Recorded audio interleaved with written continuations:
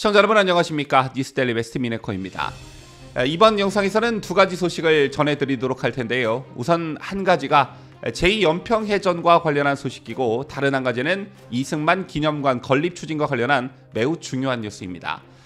먼저 제2연평해전과 관련된 민주당의 어처구니 없는 일이 발생했습니다. 제2연평해전은 2002년 월드컵이 막바지였던 그해 6월 29일 오전 서해 북방 한계선을 침범한 북한 경비정 두 척이 우리 해군 참수리 357호정에 선제 기습 공격을 가한 대표적 북한 도발 사건입니다. 자, 교전 끝에 우리 해군은 NLL을 사수했으나 정장 윤영아 소령 등 6명이 전사했고, 북한군은 13명이 사망하고 25명이 부상을 입었습니다. 이게 벌써 21년이 되었고, 따라서 오늘은 제2연평해전 승전 21주년이 되는 날인데요. 그런데 민주당이 또 큰 사고를 치고 말았습니다. 더불어민주당이 제2연평해전 21주년을 맞이한 해낸 논평에서 연평해전 전사자 계급을 잘못 포기하는 대실수를 저질렀습니다. 또한 국민의힘은 한미동맹 강화와 북한 도발 억제에 초점을 맞춘 데 반해 민주당은 북한과 도발이라는 단어를 사용하지 않았습니다. 극명한 차이를 보이고 있는데, 먼저 박성준 민주당 대변인은 오늘 서면 브리핑에서 2002년 6월 29일 제2연평해전이 발발한 지 21주년이 되는 날이라며 조국을 위해 우리 바다를 수호한 영웅들의 고귀한 희생을 다시 한번 가슴에 새긴다고 밝혔습니다. 이어 민주당은 우리 바다를 지키기 위해 자신을 던진 순국 영령들의 고귀한 희생을 잊지 않겠다며 튼튼한 안보를 기초로 서해를 평화의 바다로 만들기 위해 더욱 힘써 나가겠다고 덧붙였습니다.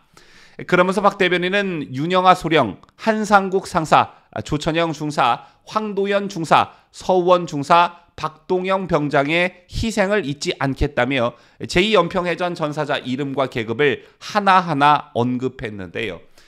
그런데 여기서 고 조천영 상사의 계급을 중사로 잘못 표기하는 실수를 저지른 것입니다. 잠시 부연 설명을 해드리자면, 고 조천영 상사는 연평해전 당시 계급이 하사였고 6개월 뒤 중사로 진급이 예정된 사실상 중사였습니다.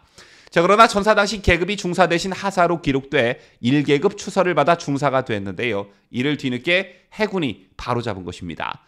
참고로 조 상사의 딸인 시은 씨는 지난 2월 부산 부경대 해군 학군단에 입단하면서 해군 장교로 첫 발을 떼 세간의 관심을 모으기도 했습니다. 결론적으로 고귀한 희생을 잊지 않겠다면서도 연평해전 전사자 계급을 공식 브리핑에서 잘못 표기한 것인데, 그렇다면 국민의힘은 어땠을까요? 더불어민주당과는 달리 국민의힘은 연평해전 전사자들의 이름과 계급을 정확히 표기하며 추모했습니다. 그리고 더불어민주당의 논평과는 달리 한미동맹 강화와 북한 도발 억제에 초점을 맞췄는데, 극명한 차이가 여기서 드러납니다.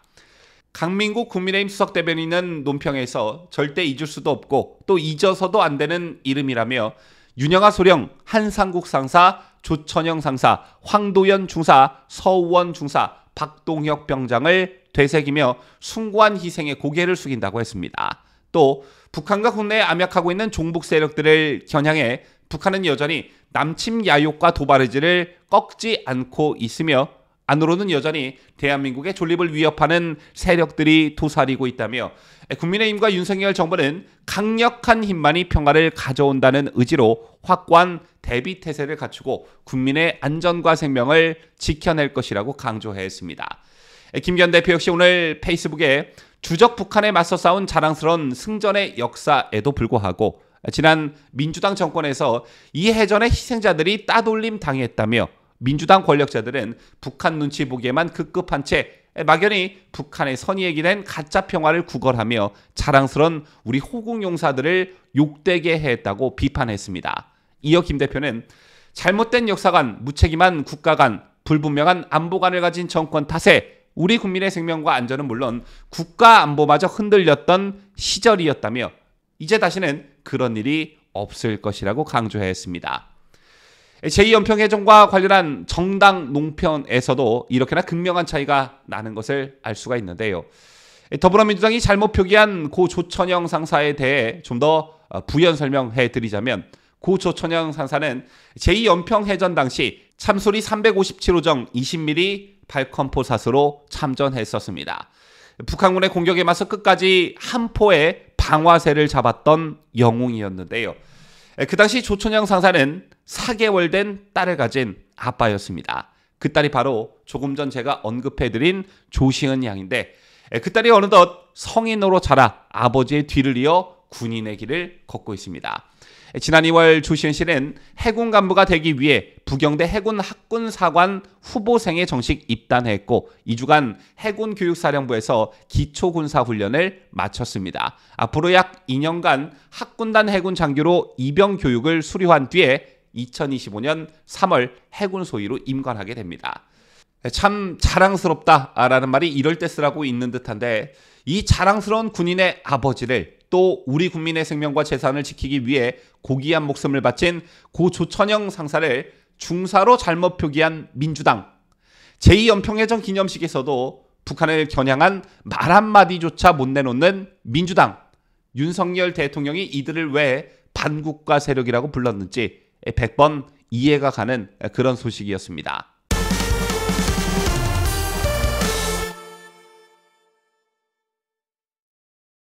자, 다음 소식입니다.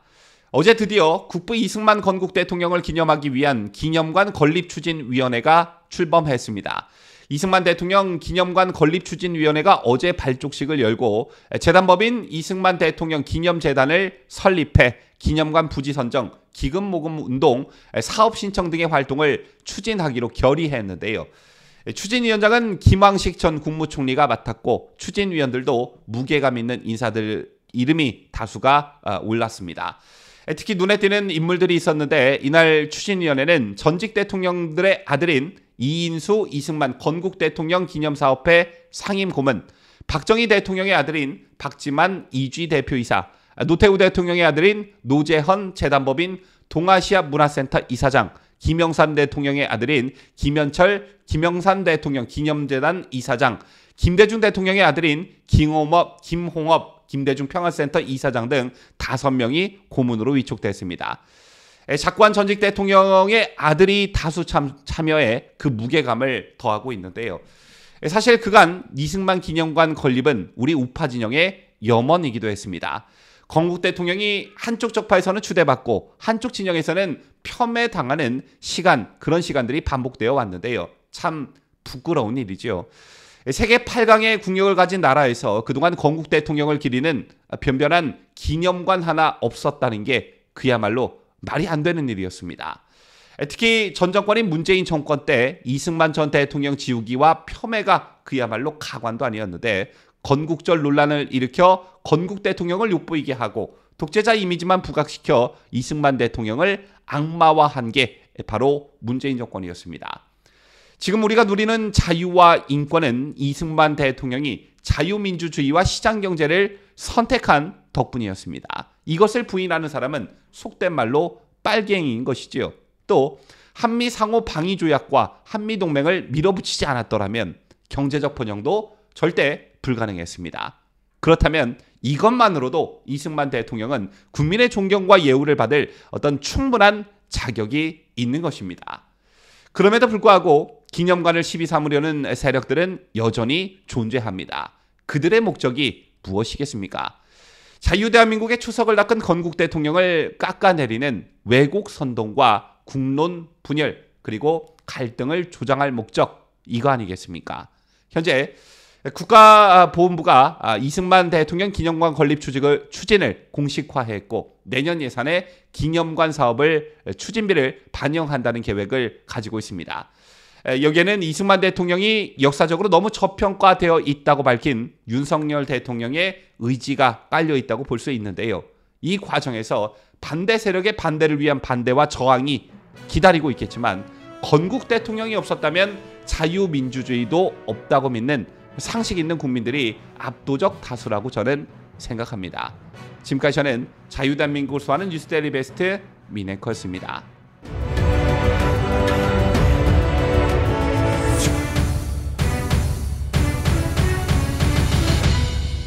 함께해요. 뉴스데일리 베스트.